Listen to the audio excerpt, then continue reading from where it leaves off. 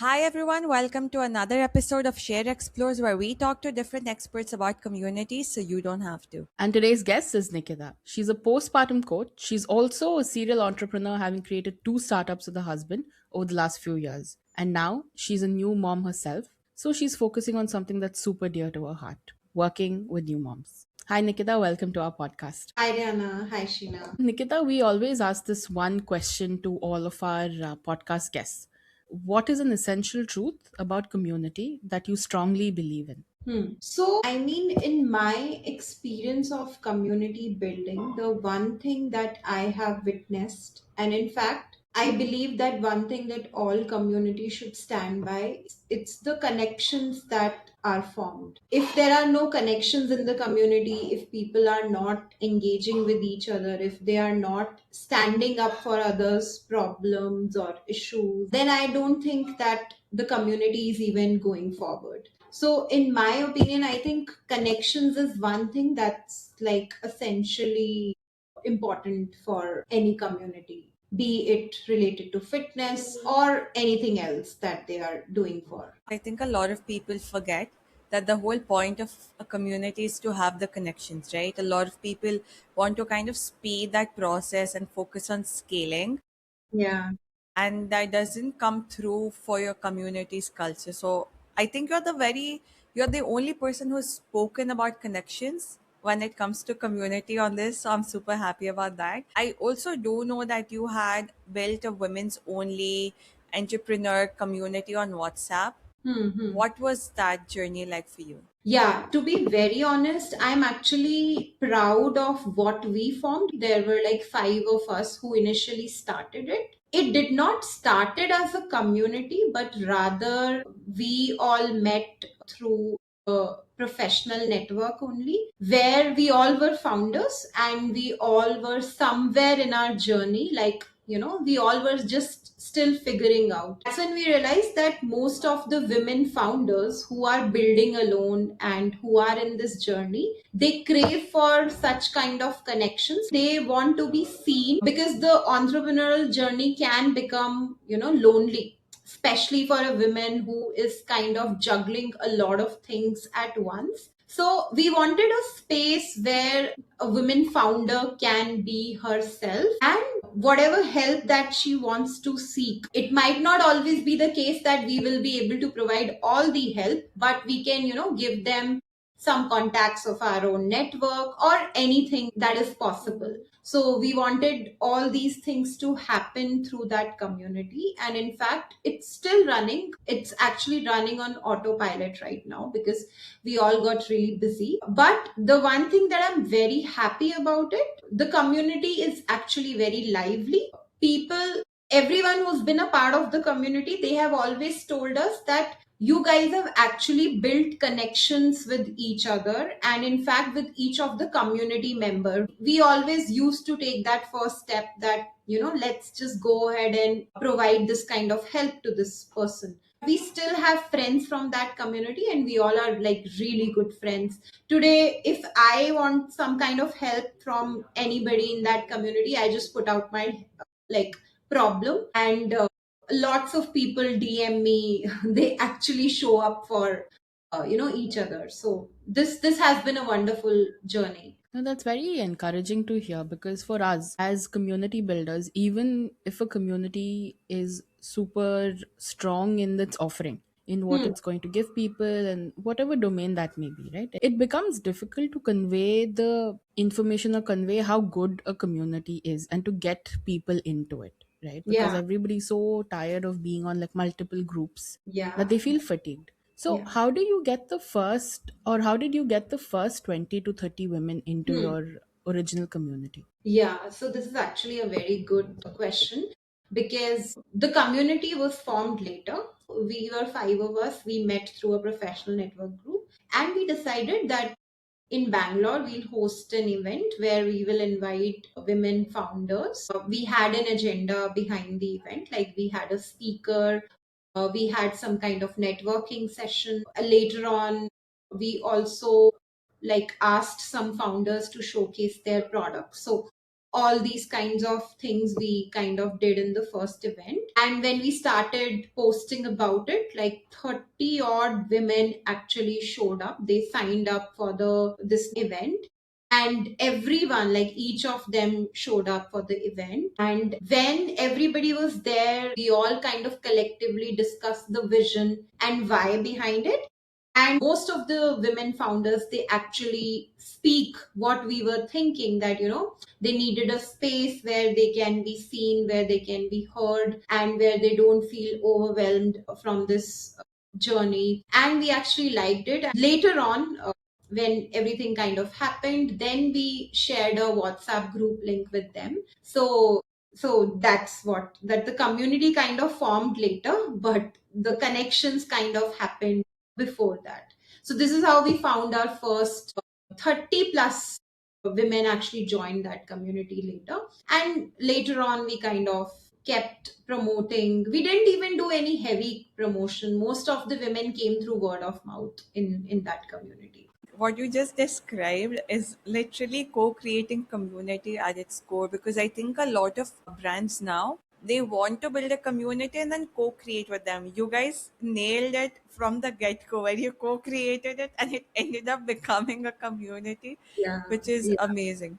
yeah. I also do know that you are sort of an influencer. You do have a lot of followers on Instagram. So now that you've done both, Hmm. which was harder? Was it hard to build that following and get that audience, or was it harder for you to build a community? So, Sheena, I think hardest part is not following at all.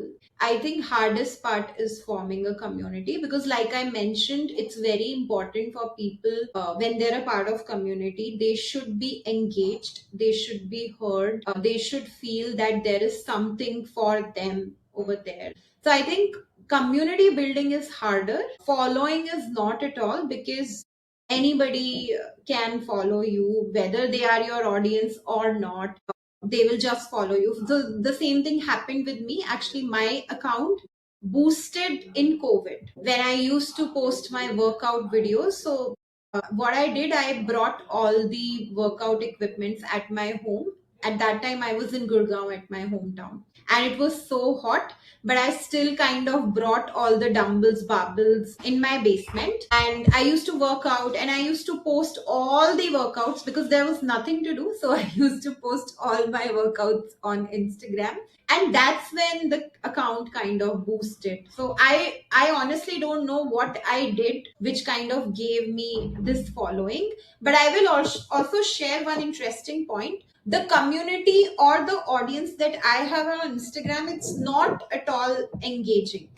So I've hardly, there are some friends, there are some people who know me, who get inspired after seeing me, and they keep telling me, messaging me. But I don't think that I have that audience which is well engaged, because I did not do anything to keep them engaged later on.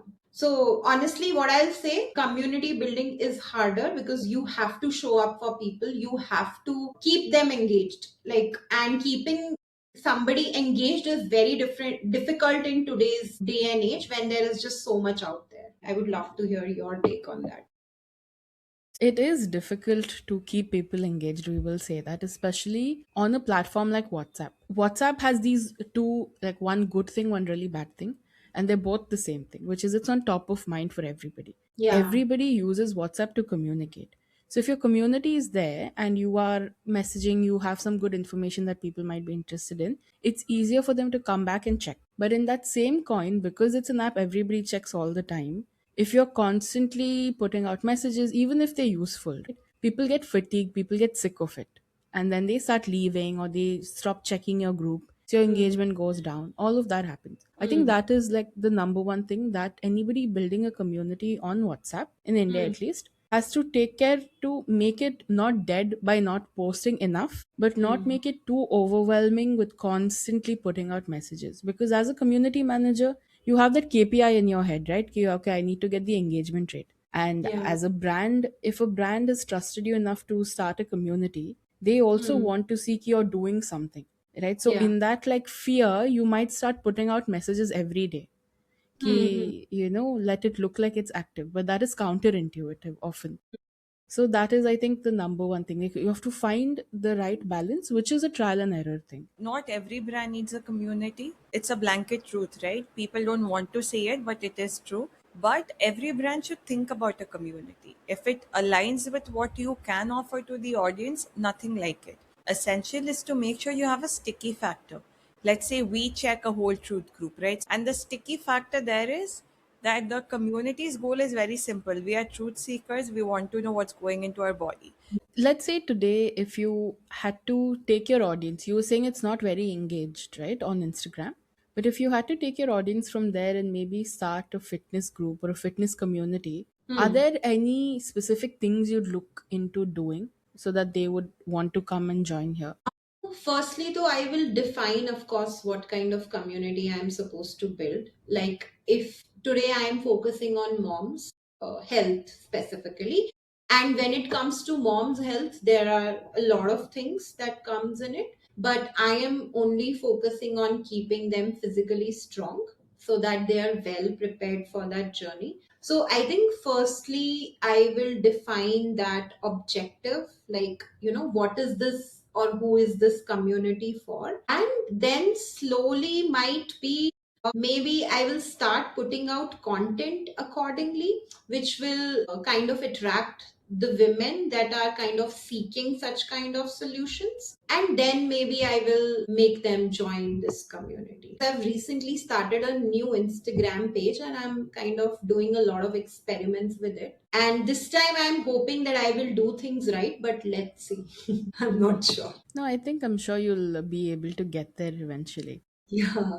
But the goal is not to capture like women audience specifically. It's like broad horizon. It's something that I had always wanted to do. So now I think it's the time that I should do it. All right. So you said you are a postpartum coach now. You're focusing on moms and making sure moms are healthy and fit, right? Strong. You must be a part of different communities. Maybe how active are you seeing new moms be in a community? So this community that I'm part of, it says like 15,000 plus moms, but they have like different WhatsApp groups because WhatsApp also has limit, right? In that, I have seen that initially when the moms kind of join that community, they are very much motivated, right? Because they are like, "Ki, I have this problem, I have that problem, my baby is not sleeping, my baby is sick. How should I start solids for my baby? How should I wean my baby?" So they have like a lot of questions because they are not getting the advice from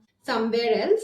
So they think that these women or these mothers, they are in this journey, they will kind of help them. So initially they are very active. In fact, I will speak the truth, nothing else. In fact, I was also a part of that group. I, as a person, I get very overwhelmed from seeking advices from a lot of people. Like, it's not my nature, right? So I was there, I observed it for a while. When I needed any help, I even went there. But then slowly I kind of faded away. I kind of, those groups are today on mute only. But this pattern I keep observing. Yes, women, mothers are active, but they are active for a very short period because being a mother is again a very overwhelming journey, right? So I think they kind of feel lost in that journey, and when they need that help again, they come back again to the community. And that is only because the information that they're getting or the support that they're getting is useful to them, right? It's not just Exactly. junky information. Yeah, it is useful, but I think the information or the kind of engagement, or I don't know, they can categorize mothers also. Because when you have so many mothers at one place, not everybody is at the same journey, right? Somebody might be 3 months postpartum, somebody might be 12 months postpartum. Both phases are completely different. So, of course, the 12 months postpartum will help the 3 months postpartum because she has already seen that phase. But if there are a lot of moms who are at 3 months postpartum and very less moms who are at 12 months postpartum, they might not later on get the same help that they will be wanting to. So later on, I don't know, but somewhere or somehow this categorization, or if they want to bring that personalization, that can be done. Because Okay. if that is not done, people will get lost and suddenly they'll start leaving the community also. Because I've seen some women doing that. Yeah, for sure. I think it's also to do with overwhelm, right? With health Exactly. categorization, especially, where is the limit that you draw? If you're doing 3 month and 6 month, 9 month, why not 4 month, 5 month, six Hmm. month? All Hmm. of these things are also there. Those like micro nuances. I Yeah, think for women's communities and women's health, and especially like postpartum moms, it is very crucial for the community to be safe because I'm sure mothers that's are being very yeah, vulnerable, right? yeah, Maybe they're sharing intimate details, maybe they're sending pictures of their babies or talking about exactly. something that's happening to their baby also. Hmm. In the, I think, motherhood and motherhood health space, what do you think are like a few things somebody has to keep in mind to make sure that the community is safe? I think you have already mentioned that point. So the balance between the volume and the quality. This is something that is very crucial. Quality why and volume why. So you might have a community where there are a lot of women or mothers joining. For example, you have say 1,000 mothers. And at the same time, what kind of quality are you able to provide to them? Okay, if they are not seeking that quality, they will not be engaged. Both these things need to be done while making sure that they are safe, because I have seen a lot of men also disguising themselves as women or mothers joining these communities, and they kind of start messaging them personally. And then there are a lot of women also who kind of personally message other mothers and kind tell them, you please join my community or try to do such kind of stuff. So this has happened a lot. So I think maintaining all these things is very, very crucial for a community which is specifically catering to mothers. And how do you think one would be able to avoid or set like some guardrails against this behavior? Hmm. Because we've also heard of cases where in a women's only community, men try their very best, to Yeah. come in and enter. One thing that we've seen employed right now is they have like intake forms. And then the Hmm. intake form asks for like social proof, maybe your Hmm. LinkedIn or Hmm. your Instagram or Yeah. something. So Yeah. that's one way. For Hmm. mothers' communities, what do you think, should be done or can be done? I think maybe you can switch to the different platform altogether. WhatsApp is not completely safe, right? You can see other person's numbers. Like there is no way that you won't be able to see their contact information. I think Telegram is a much safer space, and that's why I have seen some communities. For example, the apartment that I stay in Bangalore, they have their ladies specific community on Telegram.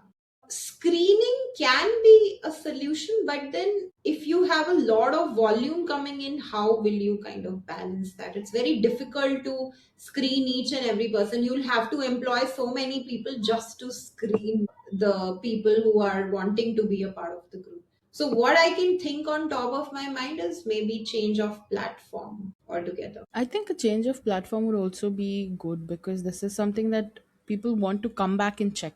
They're using it as like a resource. Exactly, exactly. Yeah, so Because very WhatsApp interesting. is already so much drowned with so many things, right? And like myself, I go to WhatsApp only to check my clients' feedbacks or anything they have asked me any questions. And if any of my family member has messaged, because I've switched off my notifications. If I know that this kind of community exists on a different platform, maybe I'll go to that specific platform and check it out. Then there is one more community. It's I don't know the name. I completely forgot it. But they had a app for the same. Okay, they have like 80,000 plus moms, and they are from all over India. Now, what they have done is they have formed an app only, and in the app itself, they have a different like space where moms can connect with each other. So, I mean, exploring different spaces might be a solution to this. I am all for changing platforms, to be very honest, but I think everyone prefers WhatsApp because it's the top of the mind app, right? Exactly. Expecting people to like download another app or like to get into the habit of checking another platform is another beast, because you need to be very, very, very sure that your Yeah, content is very good. good, exactly. It's not just, chat gpt. Like, Hmm. moms can also use chat gpt now. Why are they coming to a community, right? Like, Yeah. why are they going to check your community specifically? So I'm just curious to know what makes moms share in a group of strangers. Like, other moms, sure, but like, Hmm. what encourages them to be open about their questions, concerns, vulnerabilities in a WhatsApp group or any Hmm. community? I think it all depends on how a person who has formed this community is taking it forward. For example, if the community that I am a part of, the admin who formed this community, she was already like very much engaged and she was kind of sharing her problems on her own, which kind of made other mothers feel seen, and then they realize, yes, this is a space where I can be just myself, where I can just be myself, I can say whatever I want to. So I think the most important thing lies upon the person who is taking this community forward, because if you have not set that foundation right, then there is no chance that other mothers are going to share such things in front of the strangers. And I think second is human touch. We all are seeking some kind of, that human touch in today's element. When there is so much of AI empowering us, we are seeking for human connections. So I think that is something, again, when they see among different people or different women or mothers doing the same. So that kind of gives them also the courage, why don't I just share my own problem here? It might give me some kind of solution. I was just going to say that the first thing that you mentioned is I don't know if this term is coined or what, who came up with it, but it's what we call like behavior modeling. So a lot of behaviors that you see in any community, any clubs, any groups has Hmm. to be shown to people, right? So like monkey see, monkey do. So like literally we have to, as community managers, put out questions, answer questions, share our experiences. We have to talk about it. Then only would another person be like, okay, if she can do it, so can I. So when we formed the community for back to basics. So the purpose of the group was people who are interested in fitness, who are not being able to stay consistent in their journey, and who also get too overwhelmed with everything out there. This community is for them who wants to do basic stuff and still they can stay healthy, right? So when we formed this community, this is what I was doing also, because at that time I was the one who was taking all the initiatives with other person in our team.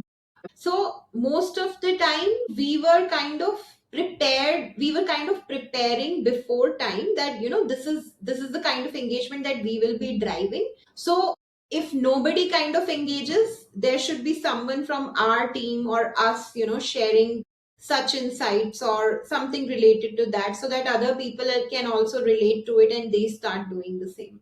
So I think what you're saying is right. And in a community of strangers, right, what makes a mom want to share? Obviously, they'll come back because the sticky factor is they're getting resources, they're able to hear people, they're able to do all of these things. Hmm. Why do you think these communities should exist, right, from a mom's perspective at least? Because, like Sheena was saying earlier, you can Hmm. GPT information and you have like relatives if you want to talk to, and other Hmm. moms in your immediate circle.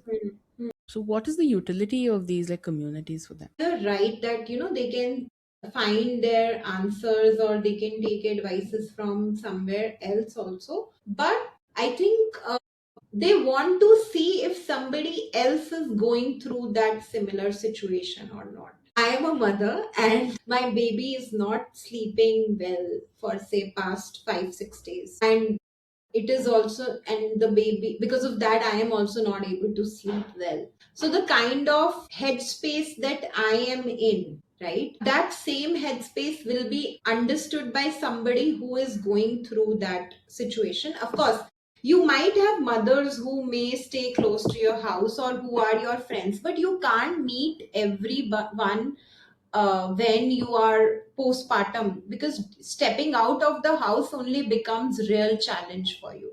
So if you have somebody who is present in a group or say online, and you can chat to them when you have time, like most mothers, they engage late at night because at that time their babies are sleeping. They also feel that this day has passed, one day has passed, and now I have some time for myself. Let's, see what's going on and let's connect with some people. So I think not being able to step out of the house and finding somebody who's going through a similar situation or similar problem altogether, finding that kind of bonding is making them join such communities and sharing things with strangers as well. And they are not strangers later. Then they make plans. For example, if they stay in a similar part of a city, they try to meet each other later on when it's possible. So such kind of things are happening in Bangalore, I have seen. That's quite sweet, I think, like Yeah. forming real life connections from these Yeah. communities. I have an off the cuff question, which is,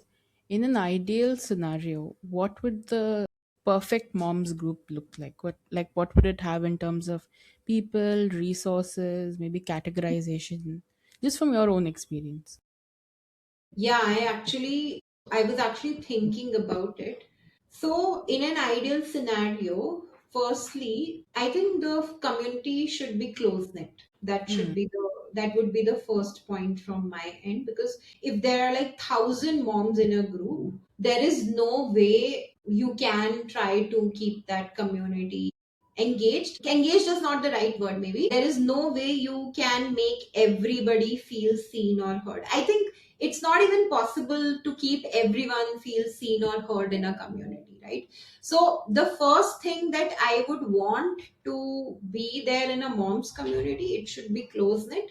You should limit it to certain number, right? Second, of course, safety is really really important. You need to find two three, or I don't know how many parameters to ensure that whoever is becoming a part of that community, they are safe, their information is safe. For that, even if you have to put somebody on a job of just keep checking the group if somebody is doing this or that, and please highlight it, or make some community ambassadors to do that, then please do that, because it's very important. Then third, I think a mother, if she is joining a community, she would want it to be a safe space where she can say anything, because a mother is going through a lot of emotions postpartum, some of which she's not even able to process, and some of which she might not be able to share with her husband. Not every husband is somebody who might listen to her wife, going through such things and just listening to that. Of course, touch wood, I am blessed or I'm grateful for my husband, but I would say that not every husband or family member, or you might not have friends with whom you can share, right?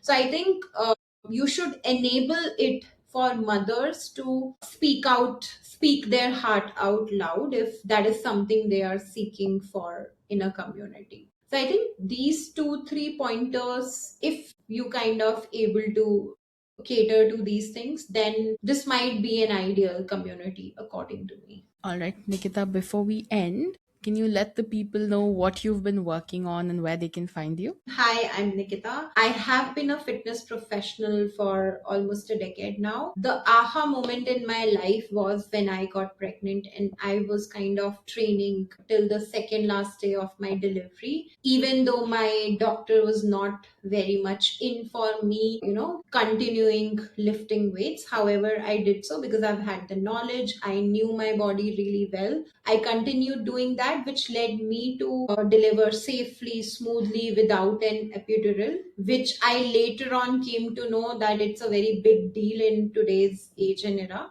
Whenever I, told anybody this this thing. So when I saw that, and I realized that strength training is something that has helped me a lot in my journey, not just physically, but how it has helped me emotionally as well. Of course, I'm 50% less overwhelmed than other mothers, I would say. When I saw this gap, I decided that I'm going to kind of help mothers in this regard. So that's what I'm doing today. I'm helping women who are trying to conceive, women who are pregnant, or women who are postpartum prepare their bodies well for this journey to save them from all the overwhelm that this journey can bring to you. So, yeah, that's what I've been doing. I have some live one on one and self paced programs. These are structured programs, personalized programs. These are not like same for everyone because everybody is different. This is what I have been doing. Where can they find you? Yeah, you can find me on my Instagram. I think all the information is there. It's Nikita Y Balal. You can find a link to my exploratory call and we can connect. All right. Thank you so much, Nikita, for this conversation, for the insights you had. And guys, that's a wrap. If you enjoyed our podcast, please don't forget to like, share, and subscribe to our channel. And please do follow all of us on LinkedIn.